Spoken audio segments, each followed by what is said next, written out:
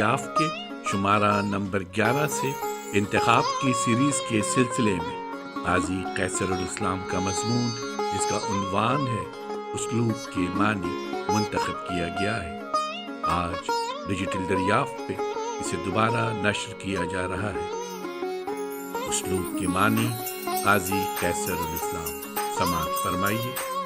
آواز و پیشکش ظفر جمیل۔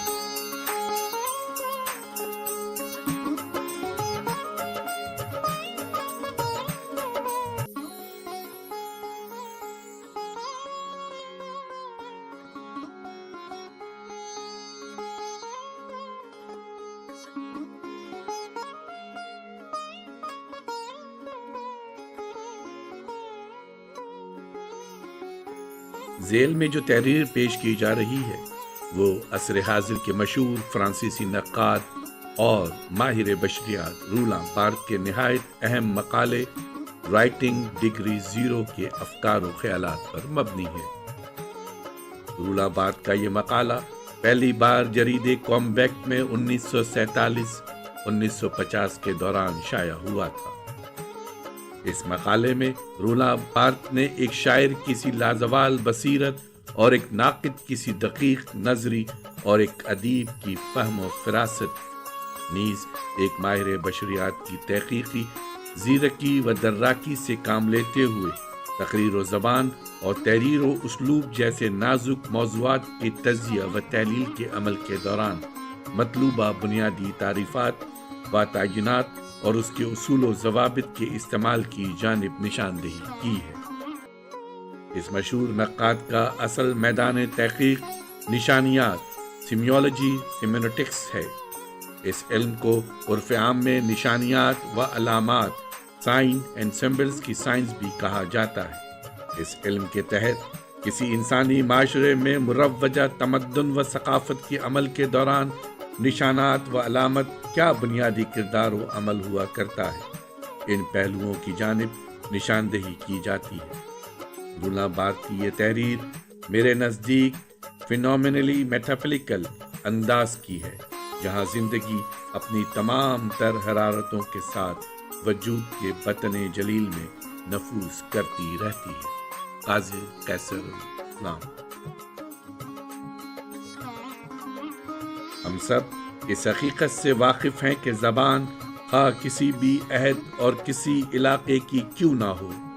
ہمیشہ ایک ایسی صورتحال ہوتی ہے جس میں کسی عہد کے تمام لکھنے والے ادیب اور مصنف ان عادات و اطوار اور مروجہ قدیم روایتوں اور رواجوں کے نتیجے میں تشکیل پانے والے مکمل مواد کاپس جس میں تواتر و تسلسل کی ایک روسی جاری و ساری ہوا کرتی ہے۔ یہ سب کے سب مکمل مواد کی اس رو میں برابر کے شریک ہوتے ہیں،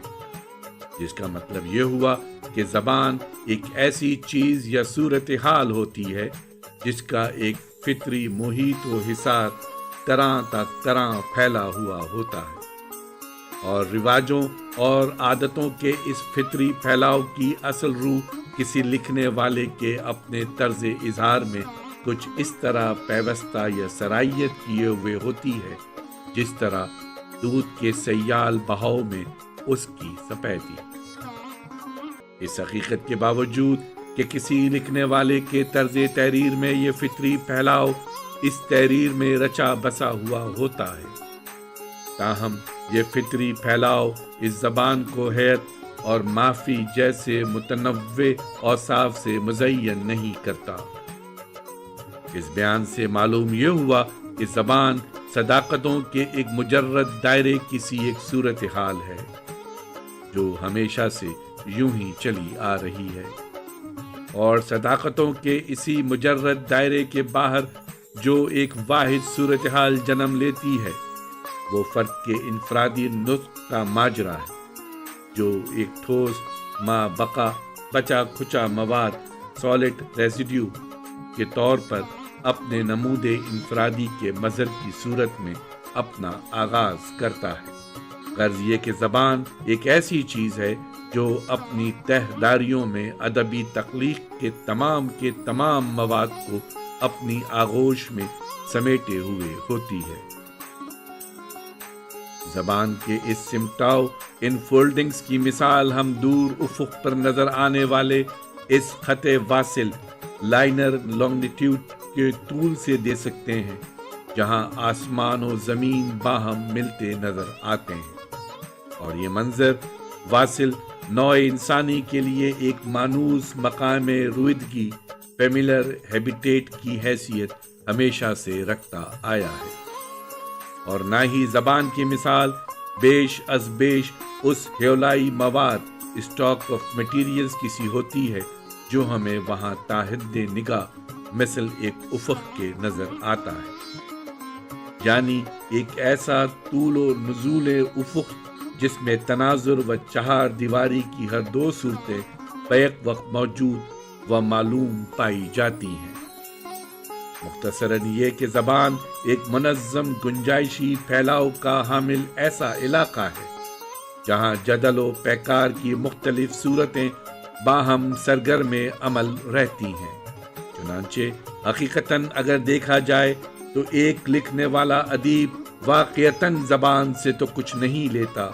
بلکہ اس کے برعکس اصل ماجرا یہ ہے کہ زبان کسی ادیب کے لیے ایک سرحد کی حیثیت رکھتی ہے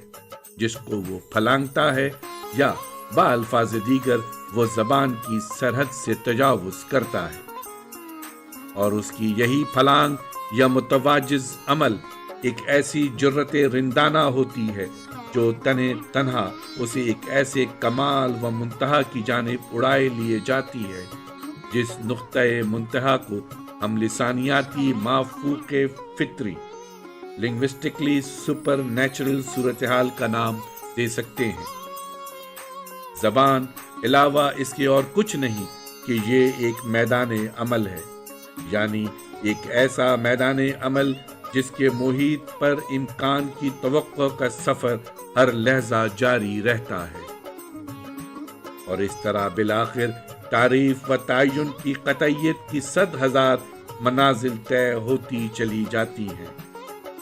اور یوں زبان کے اس محیط پر جاری سفر کے ان مراحل سفر کو ہم متنوع ادبی رچاؤ سے تعبیر کر سکتے ہیں۔ زبان کو ہم سماجی قیود و بند سوشل لوکس آف کمٹمنٹ کے ایک قطعی میل و وقوع کی صورتحال سے بھی تعبیر نہیں کر سکتے، بلکہ یہ تو محض ایک ایسا انعکاسی رد عمل ریفلیکس رسپانس ہے جہاں انتخاب و اختیار کی صورتوں کا کبھی اور کہیں کوئی گزر نہیں ہوتا۔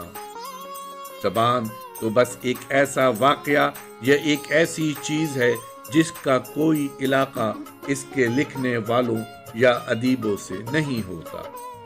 بلکہ یہ تو ہم انسانوں کی ایک ایسی غیر منقسم ملکیت ہے جس میں ہم تمام لوگ برابر کے قائم و دائم شریک ہیں۔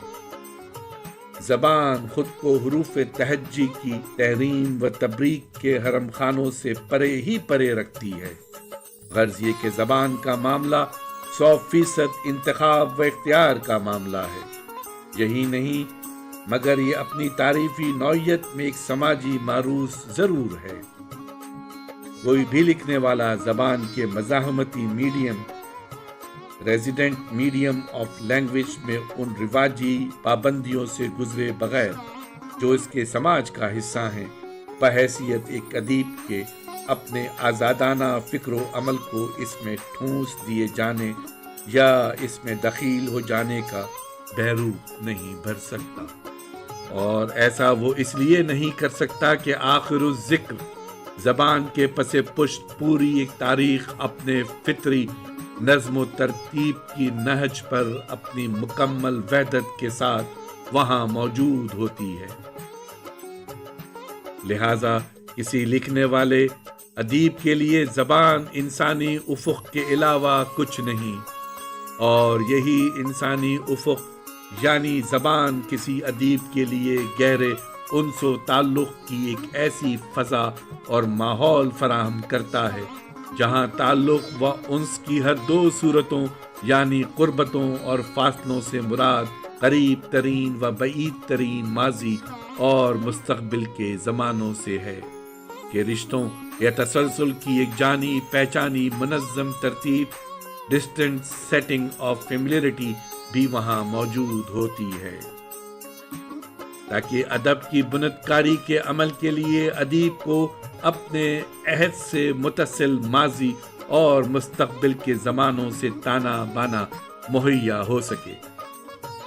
चुनांचे इस पूरी सूरत हाल से ज़िम्नन ये नतीजा बरामद किया जा सकता है कि कुर्बतों और फासलों का संगम, मीटिंग पॉइंट,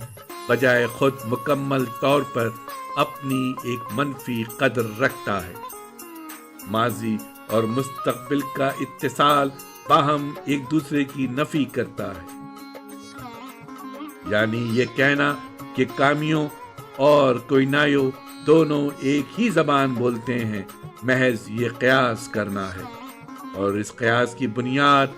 इस माबिल इम्तियाज तआम्मुल पर है कि तमाम जबानें खा वो मतरूक हो चुकी हों या उनका ताल्लुक मुस्तकबिल के ज़माने से हो,